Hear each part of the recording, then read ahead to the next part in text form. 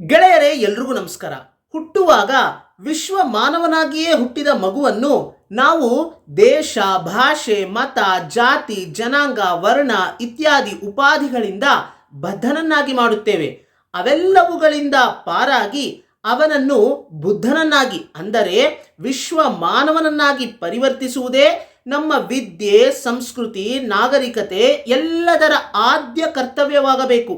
ಲೋಕ ಉಳಿದು ಬಾಳಿ ಬದುಕಬೇಕಾದರೆ ಪ್ರಪಂಚದ ಮಕ್ಕಳೆಲ್ಲ ಅನಿಕೇತನರಾಗಬೇಕು. ಎಷ್ಟು ಅರ್ಥ ಇದೆಯಲ್ವಾ ಸ್ನೇಹಿತರೆ? ನನಗೆ ಬಹಳ ದುರಂತ ಅನಿಸುತ್ತೆ ಒಂದೊಂದ್ಸತಿ.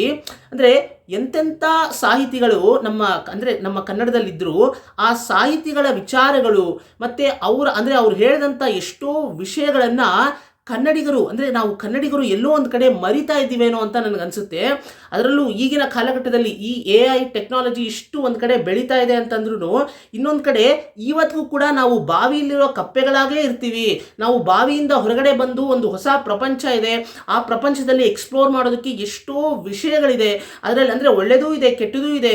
ವಿಶ್ವ ಮಾನವರಾಗಿ ಪ್ರಪಂಚದಲ್ಲಿ ಇರ್ತಕ್ಕಂಥ ಒಳ್ಳೆಯದು ಕೆಟ್ಟದು ಎಲ್ಲದರ ಬಗ್ಗೆನೂ ತಿಳ್ಕೊಳ್ಳೋದಕ್ಕೆ ಆಸಕ್ತಿ ತೋರಿಸೋಣ.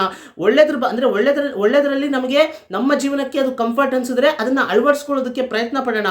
ಕೆಟ್ಟದ್ರ ಬಗ್ಗೆ ಎಚ್ಚರ ಇರಲಿ, ಅಂದರೆ ಅದ್ರ ಬಗ್ಗೆನೂ ತಿಳ್ಕೊಂಡು ಅದ್ರ ಬಗ್ಗೆ ನಾವು ಯಾವತ್ತೂ ಕೂಡ ಜಾಗೃತಿಯಿಂದ ಇರೋಣ, ಎಚ್ಚರದಿಂದ ಇರೋಣ. ಈ ಒಂದು ಮನಸ್ಥಿತಿನೇ ಇಲ್ಲ, ಸಾಕಷ್ಟು ಜನರಲ್ಲಿ ಈ ಒಂದು ಮನಸ್ಥಿತಿನೇ ಇಲ್ಲ. ಅಂದರೆ ಇಲ್ಲಿ ನಾನು ಏನು ಹೇಳೋದಕ್ಕೆ ಬರ್ತಾ ಇದ್ದೀನಿ ಅಂತಂದರೆ, ಹುಟ್ಟಿದಾಗ ಎಲ್ಲರೂ ಕೂಡ ವಿಶ್ವ ಮಾನವರಾಗಿಯೇ ಹುಟ್ತೀವಿ. ಒಂದು ಮಗು ಹುಟ್ಟಿದಾಗ ವಿಶ್ವ ಮಾನವನಾಗಿಯೇ ಹುಟ್ಟುತ್ತೆ. ನನಗಿದು ಹೇಳಬೇಕಾದ್ರೆ ಒಂದು ಇನ್ಸಿಡೆಂಟು, ಅಂದರೆ ಒಂದು ಯಾವುದೋ ಒಂದು ಚಾನಲ್ನಲ್ಲಿ ಪ್ರಕಾಶ್ ರಾಜ್ ಅವ್ರನ್ನ ಇಂಟರ್ವ್ಯೂಗಂತ ಕರೆಸಿರ್ತಾರೆ. ಆಗ ಅಲ್ಲಿ ಅವ್ರಿಗೊಬ್ರು ಪ್ರಶ್ನೆ ಕೇಳ್ತಾರೆ, ಈಗ ನೀವು ಹುಟ್ಟಿರೋದೇ ಹಿಂದೂ ಧರ್ಮದಲ್ಲಿ ಅಲ್ವಾ ಅಂತ ಒಂದು ಪ್ರಶ್ನೆ ಕೇಳಿದಾಗ ನಮ್ಮ ಪ್ರಕಾಶ್ ರಾಜ್ ಸರ್ ಅವರು ಹೇಳ್ತಾರೆ, ಯಾರು ಹೇಳಿದ್ದು? ನಾನು ನಮ್ಮ ಅಪ್ಪ ಅವನಿಗೆ ಹುಟ್ಟಿದ್ದು ಅಂತ ಹೇಳ್ತಾರೆ. ಅಂದರೆ ಎಷ್ಟು ಮಟ್ಟಿಗಿದೆ ನೋಡಿ, ಅಂದರೆ ಜನರ ಮನಸ್ಥಿತಿ ಎಷ್ಟು ಮಟ್ಟಿಗಿದೆ ನೋಡಿ. ಅಂದರೆ ಬಯಾಲಜಿಕಲಿ ತಂದೆ ತಾಯಿಗಳಿಗೆ ಒಂದು ಮಗು ಹುಟ್ಟುತ್ತೆ.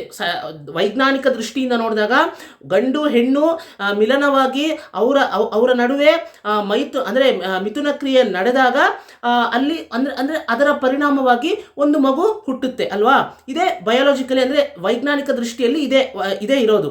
ಸೊ ಅಂದರೆ ಇದನ್ನ ಹೀಗೆ, ಅಂದರೆ ಈ ರೀತಿ ಅರ್ಥ ಮಾಡ್ಕೊಳ್ದೆ, ಅಂದರೆ ಆ ಮಗು ಹುಟ್ಟಿದ್ದೇ ಈ ಒಂದು ಧರ್ಮದಲ್ಲಿ, ಈ ಒಂದು ಭಾಷೆಯಲ್ಲಿ ಈ ರೀತಿ ಮಾತಾಡೋದು ಎಷ್ಟು ಮುಟ್ಟಾಳ್ತನ ಅಲ್ವಾ.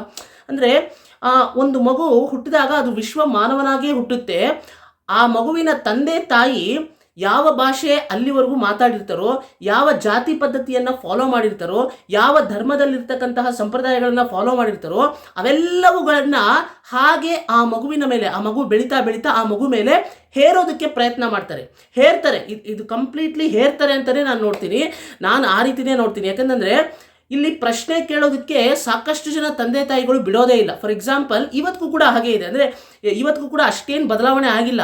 ಅಂದರೆ ಭಾರತದಲ್ಲಿ ತಂದೆ ತಾಯಿಗಳು ಮಕ್ಕಳು ಹುಟ್ಟಿದ ನಂತರ ಅದು ಬೆಳೀತಾ ಸಾಕಷ್ಟು ಪ್ರಶ್ನೆಗಳು ಕೇಳುತ್ತೆ. ಅಂದರೆ ಫಾರ್ ಎಕ್ಸಾಂಪಲ್ ದೇವರ ಬಗ್ಗೆ ಆಗಿರ್ಬೋದು, ಸಂಪ್ರದಾಯ ಪದ್ಧತಿಗಳ ಬಗ್ಗೆ ಆಗಿರ್ಬೋದು. ಸೊ ಪ್ರಶ್ನೆ ಕೇಳಿದಾಗ ನಾವು ಅಂದರೆ ಇದೇ ದೇವರು, ಇದನ್ನೇ ನೀನು ಪೂಜೆ ಮಾಡಬೇಕು, ಇದೇ ನಮ್ಮ ಧರ್ಮ, ಇದೇ ನಮ್ಮ ಜಾತಿ, ಇದೇ ನಮ್ಮ ಭಾಷೆ, ಈ ರೀತಿ ಹೇಳ್ಕೊಡೋದಕ್ಕೆ ಬದಲಾಗಿ ನೋಡಪ್ಪ, ಇದು ನಾವು ಅಂದರೆ ನನಗೆ ನನ್ನ ತಂದೆ ತಾಯಿ ಕಲಿಸಿದಂತಹ ಸಂಪ್ರದಾಯ ಪದ್ಧತಿ, ಮತ್ತು ಇದನ್ನ ಅಂದರೆ ಈ ದೇವರನ್ನ ನನ್ನ ತಂದೆ ತಾಯಿ ಪೂಜೆ ಮಾಡ್ಕೊಂಡ್ಬಂದ್ರು. ಸೊ ಹಾಗೆ ನಾವು ಕೂಡ ಅದನ್ನ ಕಂಟಿನ್ಯೂ ಮಾಡ್ತಾ ಇದ್ದೀವಿ.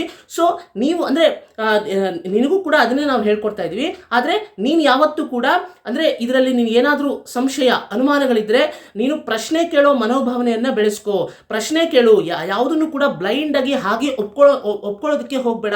ಎಲ್ಲವನ್ನೂ ಕೂಡ ನೀನು ಪ್ರಶ್ನೆ ಮಾಡಬೇಕು. ಆಗಲೇ ನೀನು ನಿನ್ನ ಜೀವನದಲ್ಲಿ ಉನ್ನತ ಸ್ಥಾನಕ್ಕೆ ಹೋಗಬೇಕು. ಅಂತಂದರೆ ಖಂಡಿತ ಎಲ್ಲವೂ ಕೂಡ ಅಂದರೆ ಯಾವುದಾದ್ರೂ ಒಂದು ವಿಷಯ ಹೇಳಿದಾಗ, ಒಂದು ಹೊಸ ವಿಷಯ ಹೇಳಿದಾಗ, ಅದು ನಾನೇ ಆಗಿರ್ಬೋದು ಅಥವಾ ನಿನ್ನ ತಾಯಿ ಆಗಿರ್ಬೋದು, ಯಾರು ಹೇಳಿದ್ರು ಕೂಡ ನೀನು ಅದನ್ನು ಪ್ರಶ್ನೆ ಮಾಡು. ನಿನಗೆ ಅರ್ಥ ಆಗಿಲ್ಲ ಅಂತಂದರೆ ಪ್ರಶ್ನೆ ಮಾಡು, ಅನುಮಾನ ಇದ್ದರೆ ಪ್ರಶ್ನೆ ಮಾಡು.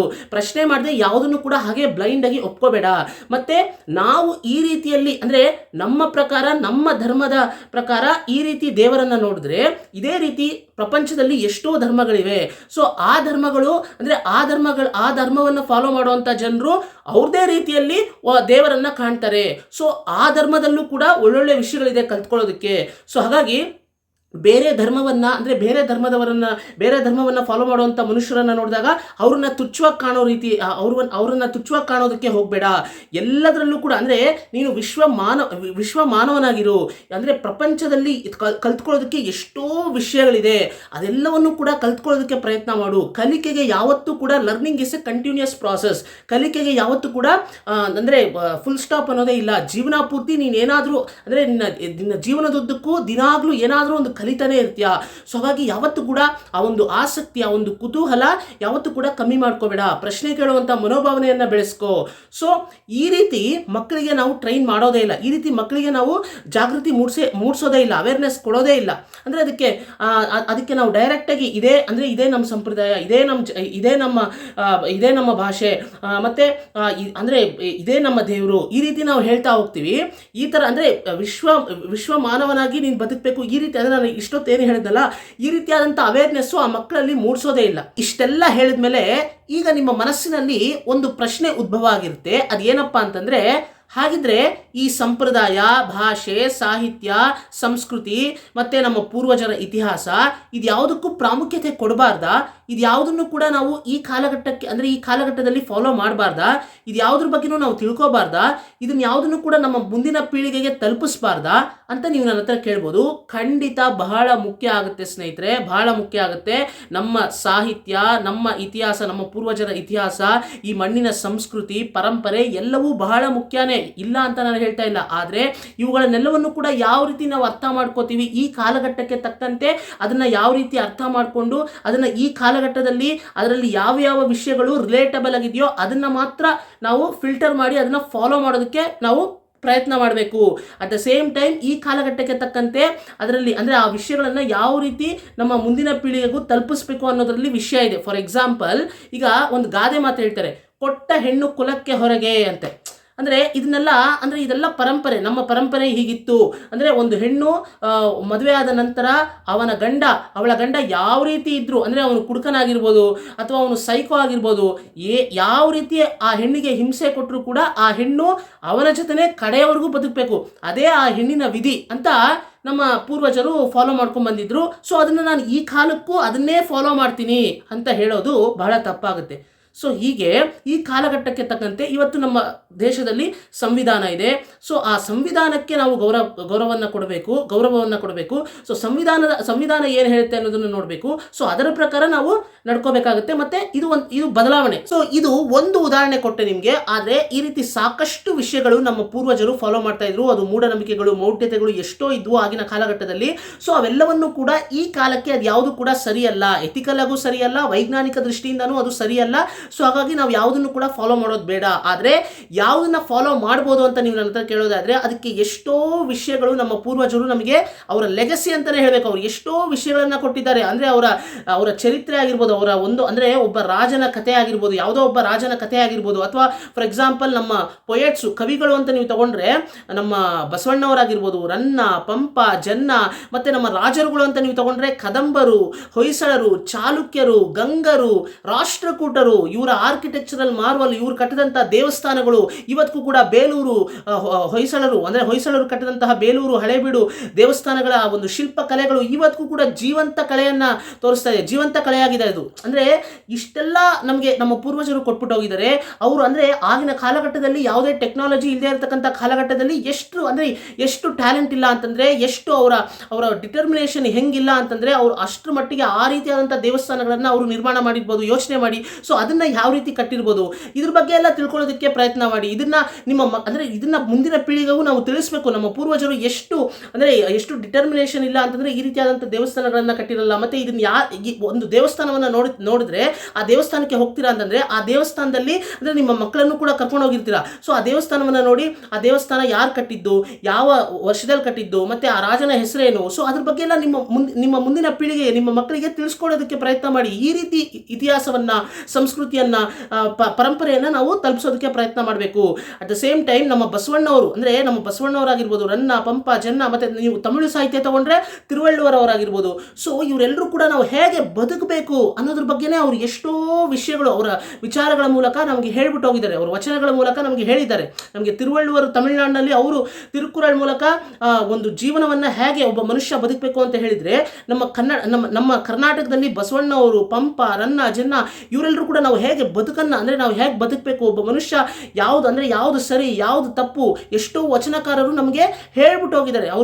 ಅವ್ರು ಹೇಳಿರುವಂಥದ್ದು ಇವತ್ತಿಗೂ ಕೂಡ ನಮಗೆ ಬರವಣಿಗೆಯಲ್ಲಿ ಸಿಗ್ತಾ ಇದೆ. ಇವತ್ತಿಗೂ ಕೂಡ ನಮಗೆ ಪುಸ್ತಕಗಳಾಗಿ ನಾವು ಪರ್ಚೇಸ್ ಮಾಡಿ ಓದ್ಕೋಬೋದು, ತಿಳ್ಕೊಬೋದು. ಸೊ ಹೀಗೆ ಇಷ್ಟೆಲ್ಲ ವಿಷಯಗಳಿರಬೇಕಾದ್ರೆ ಈ ರೀತಿಯಾದಂಥ ವಿಷಯಗಳನ್ನು ಹೀಗೆ ನಮ್ಮ ಇತಿಹಾಸ, ನಮ್ಮ ಸಂಪ್ರದಾಯ, ನಮ್ಮ ಸಂಸ್ಕೃತಿ, ನಮ್ಮ ಪೂರ್ವಜರ ಇತಿಹಾಸ, ಸೊ ಎಲ್ಲವನ್ನು ಕೂಡ ನಾವು ಅರ್ಥ ಮಾಡ್ಕೋಬೇಕು. ಹೀಗೆ ಇದನ್ನು ನಾವು ಅರ್ಥ ಮಾಡಿಕೊಂಡು ಇದನ್ನು ನಮ್ಮ ಮುಂದಿನ ಪೀಳಿಗೆಗೂ ತಲುಪಿಸುವಂಥ ಪ್ರಯತ್ನ ಮಾಡಬೇಕು ಅಂತ ನಾನು ಹೇಳ್ತೀನಿ. ಇದೊಂದು ಎಕ್ಸಾಂಪಲ್ ಕೊಟ್ಟೆ ಅಷ್ಟೇ. ಸೊ ಹಾಗೆ ಯಾವ ವಿಷಯವನ್ನ ಅಂದರೆ ಅದರಲ್ಲಿರ್ತಕ್ಕಂಥ ಯಾವ ವಿಷಯವನ್ನ ಈಗಿನ ಕಾಲಘಟ್ಟಕ್ಕೆ ಅದು ರಿಲೇಟಬಲ್ ಆಗಿದೆಯಾ, ಅಂದರೆ ಅದು ವೈಜ್ಞಾನಿಕ ದೃಷ್ಟಿಯಿಂದ ಕರೆಕ್ಟಾ, ಸರಿನಾ, ಈ ರೀತಿ ನಾವು ಯೋಚನೆ ಮಾಡಿ, ಈ ರೀತಿ ನಾವು ಅನಲೈಸ್ ಮಾಡಿ ಅದನ್ನು ಫಾಲೋ ಮಾಡಬೇಕಾ ಬೇಡವಾ ಅನ್ನೋದನ್ನು ನಾವು ನಿರ್ಧಾರ ಮಾಡಬೇಕಾಗುತ್ತೆ. ಸೊ ಇದು ನಾನು ಅಂದರೆ ನಿಮಗೆ ಕೆಲವರು ಹೇಳ್ಬೋದು, ಫಾರ್ ಎಕ್ಸಾಂಪಲ್ ಈಗ ಒಂದು ಧರ್ಮದ ಬಗ್ಗೆನೇ ಮಾತಾಡ್ತಾ ಇದ್ದೀರಾ ನೀವು ಅಂತ ನನಗನ್ಸುತ್ತೆ ಅಂತ ನೀವು ಕೇಳ್ಬೋದು. ಖಂಡಿತ ಇಲ್ಲ ಸ್ನೇಹಿತರೆ, ಎಲ್ಲ ಧರ್ಮದಲ್ಲೂ ಕೂಡ ಮೂಢನಂಬಿಕೆಗಳಿದೆ. ಹಿಂದೂ ಧರ್ಮದಲ್ಲೂ ಮೂಢನಂಬಿಕೆಗಳಿದೆ, ಮೌಢ್ಯತೆಗಳಿದೆ. ಅದೇ ರೀತಿ ಮುಸಲ್ಮಾನ್ ಧರ್ಮದಲ್ಲೂ ಮೂಢನಂಬಿಕೆಗಳಿದೆ, ಮೌಢ್ಯತೆಗಳಿದೆ. ಕ್ರಿಶ್ಚಿಯನ್ ಧರ್ಮದಲ್ಲೂ ಮೂಢನಂಬಿಕೆಗಳಿದೆ, ಮೌಢ್ಯತೆಗಳಿದೆ. ಎಲ್ಲಕ್ಕೂ ಸೇರಿಸಿ ಎಲ್ಲವನ್ನೂ ಸೇರಿಸಿ ನಾನು ಹೇಳ್ತಾ ಇರೋದು ಸ್ನೇಹಿತರೆ. ಸೊ ಹಾಗಾಗಿ ಮಕ್ಕಳಲ್ಲಿ ಅಂದರೆ ಮಕ್ಕಳಿಗೆ ನಾವು ಯಾವ ರೀತಿ ಹೇಳ್ಕೊಡ್ತೀವೋ ಆ ರೀತಿ ಅದು ಕಲ್ತ್ಕೊಳ್ತವೆ. ಸೊ ಹಾಗಾಗಿ ಮಕ್ಕಳನ್ನು ಆದಷ್ಟು ವಿಶ್ವ ಮಾನವರಾಗಿ ಅಂದರೆ ಅವ್ರದ್ದೇ ಆದಂಥ ಒಂದು ಥಾಟ್ ಪ್ರಾಸೆಸ್ ಇರುತ್ತೆ, ಅಂದರೆ ಅವ್ರದ್ದೇ ಆದಂಥ ಒಂದು ಯೂನಿಕ್ನೆಸ್ ಇರುತ್ತೆ. We are all unique in this world. ಅಂದರೆ ನಾವೆಲ್ಲ ಯಾರೂ ಕೂಡ ಸಮ ಅಲ್ಲ. ನಮಗೆ ಆದಂಥ ಒಂದು ಪ್ರತಿಭೆಯನ್ನು ದೇವರು ಖಂಡಿತ ಕೊಟ್ಟಿರ್ತಾನೆ. ಆ ಪ್ರತಿಭೆ ಏನು ಅನ್ನೋದನ್ನು ಪ್ರತಿಯೊಬ್ಬರೂ ಕೂಡ ನಾವೇ ನಮ್ಮನ್ನು ಅರ್ಥ ಮಾಡ್ಕೊಳ್ಳೋದಕ್ಕೆ ಪ್ರಯತ್ನ ಮಾಡಬೇಕು. ನಾವು ನಮ್ಮನ್ನು ಅರ್ಥ ಮಾಡ್ಕೊಳ್ಳೋದಕ್ಕೆ ನಾವು ನಮ್ಮ ಜೊತೆನೇ ಒಂದು ದಿನಕ್ಕೆ ಒಂದು 5 ನಿಮಿಷ ಆದರೂ ನಮ್ಮ ಜೊತೆನೇ ನಾವು ಮಾತಾಡಬೇಕು, ಅನಲೈಸ್ ಮಾಡಬೇಕು. ನನ್ನ ಡಿಸ್ಅಡ್ವಾಂಟೇಜ್ ಏನು, ನನ್ನ ಸ್ಟ್ರೆಂತ್ ಏನು, ನನ್ನ ವೀಕ್ನೆಸ್ ಏನು, ಮತ್ತು ನನಗೆ ಯಾವುದ್ರಲ್ಲಿ ಆಸಕ್ತಿ ಇದೆ ಮತ್ತು ಅದರಲ್ಲಿ ನಾನು ಯಾವ ರೀತಿ ಸಾಧನೆ ಮಾಡ್ಬೋದು. ಸೊ ಹೀಗೆ ನಾವು ಅಂದರೆ ವಿಶ್ವ ಮಾನವರಾಗಿ ಎಲ್ಲವನ್ನೂ ತಿಳ್ಕೊಳ್ಳೋದಕ್ಕೆ ಪ್ರಯತ್ನ ಪಡಬೇಕು. ಎಲ್ಲದರಲ್ಲೂ ಅಂದರೆ ಈ ವಿಶ್ವದಲ್ಲಿ ಕಲ್ತ್ಕೊಳ್ಳೋದಕ್ಕೆ ತಿಳ್ಕೊಳ್ಳೋದಕ್ಕೆ ಸಾಕಷ್ಟು ವಿಷಯಗಳಿದೆ. ಎಲ್ಲವನ್ನೂ ತಿಳ್ಕೊಳ್ಳೋದಕ್ಕೆ ಪ್ರಯತ್ನ ಮಾಡಬೇಕು. ಒಳ್ಳೆಯದು ಇರುತ್ತೆ, ಕೆಟ್ಟದ್ದು ಇರುತ್ತೆ. ಒಳ್ಳೆಯದನ್ನು ಆದಷ್ಟು ನಮ್ಮ ಜೀವನದಲ್ಲಿ ಅಳವಡಿಸ್ಕೊಳ್ಳೋದಕ್ಕೆ ಪ್ರಯತ್ನ ಪಡೋಣ. ಕೆಟ್ಟದ್ರ ಬಗ್ಗೆ ಎಚ್ಚರ ಇರಲಿ, ಜಾಗೃತಿ ಇರಲಿ. ಸೊ ಹಾಗಾಗಿ ಅದ್ರ ಬಗ್ಗೆನೂ ನಾವು ಅದ್ರ ಬಗ್ಗೆನೂ ನಾವು ತಿಳ್ಕೊಳ್ಳೋಣ. ಇದೆಲ್ಲ ಬಹಳ ಮುಖ್ಯ ಆಗುತ್ತೆ. ಒಂದು ಮಗುವಿಗೆ ಇದೆಲ್ಲ ಬಹಳ ಮುಖ್ಯ ಆಗುತ್ತೆ. ಯಾಕಂದರೆ ಮಕ್ಕಳು ಒಂಥರ ಕಂಪ್ಯೂಟರ್ ಥರ. ಅವರು ಚಿಕ್ಕ ಮಕ್ಕಳ ಒಂದು ವರ್ಷದಿಂದ 5 ವರ್ಷ ಈ ಏಜ್ ಏನಿದೆ, ಈ ಏಜಲ್ಲಿ ಅವ್ರಿಗೆ ಏನು ಹೇಳ್ಕೊಡ್ತೀವೋ ಅದು ಹಾಗೆ ಒಂಥರ ಕಂಪ್ಯೂಟ್ರಲ್ಲಿ ನಾವು ಏನು ಪ್ರೋಗ್ರಾಮಿಂಗ್ ಮಾಡ್ತೀವೋ ಅದೇ ಥರ ಅದು ಬರುತ್ತಲ್ಲ, ಆ ರೀತಿ ಹೇಳ್ತಾರಲ್ಲ, ಆ ರೀತಿ ಮಕ್ಕಳಿಗೆ ನಾವು ಏನು ಹೇಳ್ಕೊಡ್ತೀವೋ ಅದನ್ನು ಹಾಗೇ ತಗೋತಾ ಹೋಗುತ್ತೆ. ಅದೇ ಸರಿ ಅಂತ ತಗೋತಾ ಹೋಗುತ್ತೆ. ಸೊ ಹಾಗಾಗಿ ನಾವು ಚಿಕ್ಕ ಮಕ್ಕಳಲ್ಲೇ ಅವಕ್ಕೆ ಈ ರೀತಿ ಅವೇರ್ನೆಸ್ಸನ್ನು ಮೂಡಿಸಿದಾಗ ಅವರ ಥಾಟ್ ಪ್ರಾಸೆಸ್, ಅವರ ಒಂದು ಪರ್ಸ್ಪೆಕ್ಟಿವ್ ಬಹಳ ಮೆಚ್ಯೂರ್ಡ್ ಆಗಿರುತ್ತೆ. ಅಂದರೆ ಅದು ದೊಡ್ಡವರಾದ ಅನ್ನೋದು ನನ್ನ ಒಂದು ಅಭಿಪ್ರಾಯ. ಸೊ ಇದ್ರ ಬಗ್ಗೆ ನಿಮ್ಗೆ ಏನು ಅನಿಸುತ್ತೆ ಅನ್ನೋದನ್ನು ನೀವು ಕಮೆಂಟ್ ಸೆಕ್ಷನಲ್ಲಿ ತಿಳಿಸ್ಬೋದು. ಅಂದರೆ ನನ್ನ ಉದ್ದೇಶ ಇಷ್ಟೇ, ಎಲ್ಲವನ್ನು ತಿಳ್ಕೊಳ್ಳುವಂಥ ಆಸಕ್ತಿ ಇರಬೇಕು.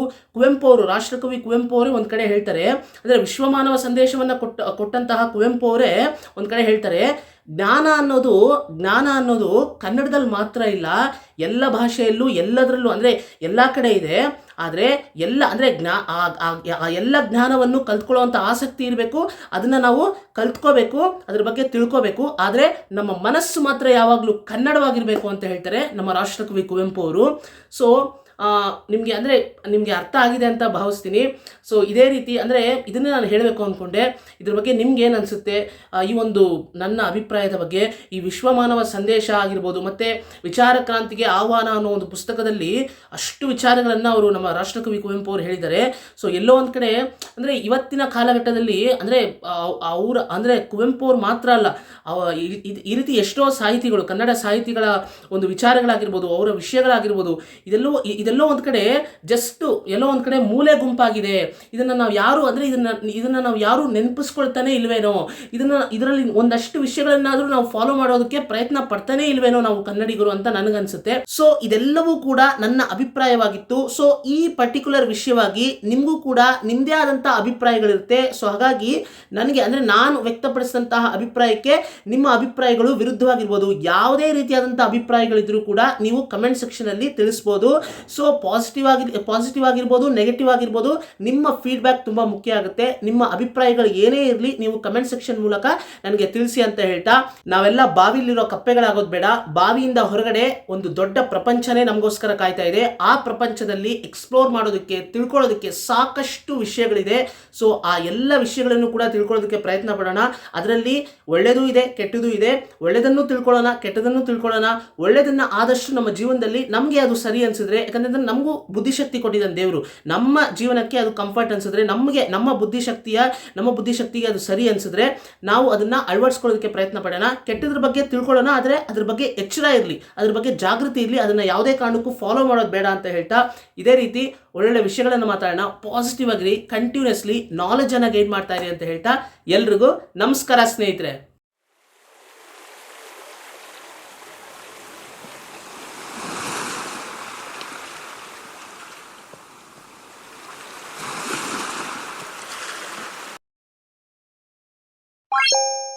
Bye.